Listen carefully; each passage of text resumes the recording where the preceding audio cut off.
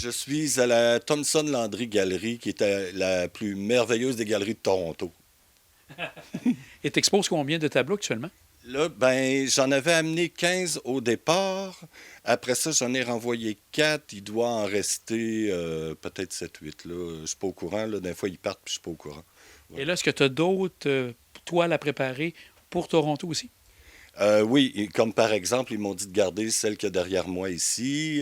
J'en ai préparé une douzaine parce que je vais peut-être, c'est en discussion, avoir une expo solo au printemps. Et comment arrive une situation comme ça? Tu es invité à la Toronto. Est-ce que c'est par le bouche à oreille ou à un moment donné, tu as entendu parler de quelque chose puis tu t'es lancé là-dedans? J'ai, je je suis chanceux, là. J'ai un bon ami qui s'appelle Paul Béliveau, qui est un grand artiste canadien. Puis lui a parlé de moi à eux. Puis eux, quand ils ont vu mon travail, ben, ils me connaissaient pas. Ça fait qu'ils ont été un petit peu surpris, là. Ils pensaient pas qu'il y avait ça. Fait en fait, ce qu'ils m'ont dit, c'est que ça fait des années qu'ils cherchent un peintre comme moi. Fait que là, ils en ont trouvé un. Mais c'est grâce à Paul Béliveau. Et qu'est-ce qu'ils ont vraiment remarqué là, dans ton œuvre qui les a charmés carrément? Je pense que quand je te l'ai les livrés, bon, j'ai déballé les tableaux, tout ça, puis ce qu'ils ont remarqué, c'est les couleurs. Moi, effectivement, je travaille à l'huile. C'est que, bon, j'ai rien contre ceux qui travaillent à l'acrylique, là, c'est beau aussi, mais à mon goût personnel, l'huile a beaucoup plus de profondeur. Les bleus, comme tu vois là, tu sais, ils ressortent, là, tu sais, les jaunes, les oranges, ça sort, là, tu sais, c'est de l'huile. C'est plus complexe un peu à travailler, mais ça donne des super belles couleurs. Et là, de ce côté-là, comme tu disais, tu vas avoir d'autres toiles. Est-ce que ça devient de ton imagination ou tu as certains éléments qui te demandent de faire tel type de toile là, pour eux, pour l'exposition? Non, il n'y a jamais personne qui me demande jamais rien parce que C'est vraiment toi le livre. oui, parce que je sais pas, je pense qu'ils sentent au départ que, que j'ai un petit caractère, là, tu sais, qui c'est mieux de pas jouer avec, là, tu sais. Mais il apprécie ce que tu fais. Oui, beaucoup, vraiment. Puis c'est des gens charmants aussi. Il y a une femme, elle vient d'Angleterre, qui est la propriétaire, avec un monsieur qui est un ex-chanteur d'opéra, je pense. Oui, puis qui dirige des orchestres maintenant. Oui. Pour 2024, tu as parlé bien sûr d'avoir la possibilité d'aller à Toronto directement toi-même. Est-ce que tu as d'autres projets en tant qu'artiste pour 2024? Ben, je vais me concentrer sur Toronto, sur l'expo, peut-être l'expo solo, là.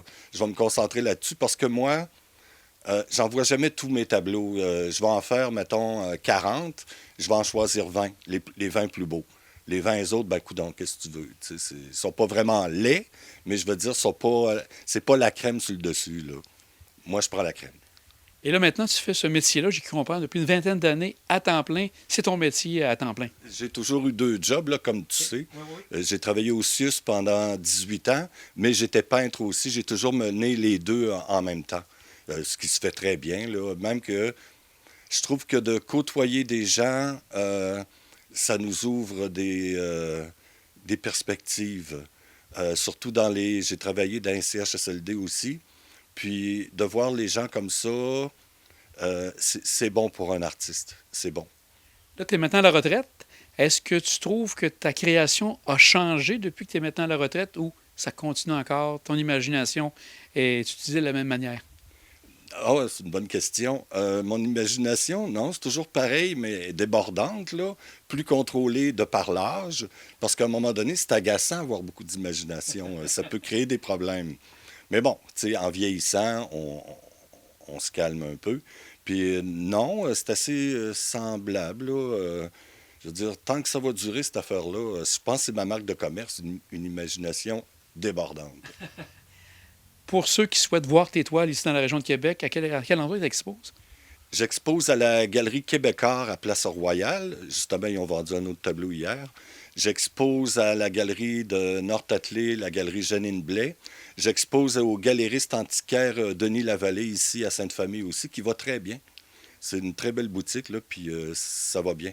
Mm. On va parler aussi d'un projet que tu travailles et que les gens auront l'occasion de voir ou auront vu lors de la présentation de l'entrevue. C'est le 20 janvier 2024. Ça se passe à l'église de Sainte-Famille.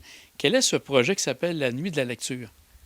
La Nuit de la lecture, ça, c'est un projet d'Annie Labranche avec la bibliothèque Marie Barbier pour un peu, ça fait partie des activités pour célébrer le 40e anniversaire de la bibliothèque. Puis je vais lire un extrait du livre La vallée des avalées de Régent Ducharme que j'ai adoré quand je l'ai lu. Puis c'est très poétique quand même. Ça fait que je vais lire un extrait de ça. Puis on va être une douzaine de personnes à lire aussi, des gens de Sainte-Famille, Saint-François.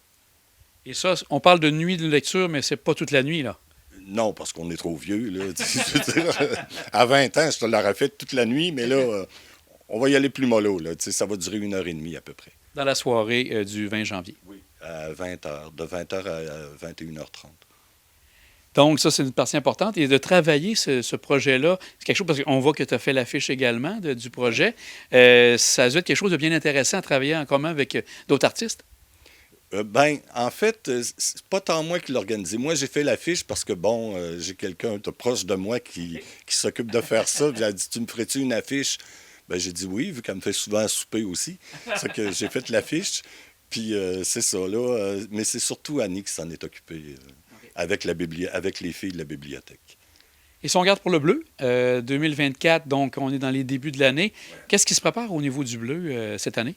On prépare un album avec deux peintres femmes qui ont célébré leur 100e anniversaire, je pense que c'est l'an passé. C'est Madame Arbour et Madame Sullivan. Fait qu'on prépare un album là-dessus.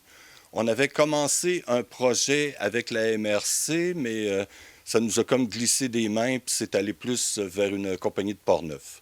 Fait que là, on va essayer de trouver autre chose pour remplacer ce projet-là.